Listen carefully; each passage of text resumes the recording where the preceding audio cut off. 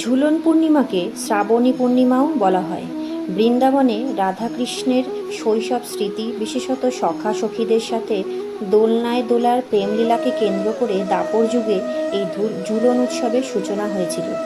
এরপর থেকে এখনও গৌড়ী ও বৈষ্ণবদের এটা প্রিয় অনুষ্ঠান। ঝুলন যাত্রায় অংশগ্রহণ করতে পৃথিবীর নানা জায়গা থেকে মানুষ পশ্চিমবঙ্গের নবদ্বীপ, মায়াপুর, শান্তিপুরে ছুটে আসেন। শ্রীচৈতন্য মহাপ্রভুর জন্মস্থান নবদ্বীপ এবং বিশেষত মায়াপুরে যেরকমভাবে এই ঝুলন উৎসব পালিত হয় তা পশ্চিমবঙ্গের অন্য কোথাও বিশেষত দেখা যায় না।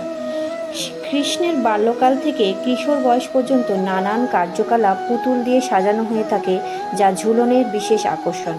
ভক্তেরা বিশ্বাস করে এই ঝুলন উৎসবে রাধাকৃষ্ণকে দোলনায় ঝুলালে শ্রীকৃষ্ণ বেশি খুশি হয়ে থাকেন।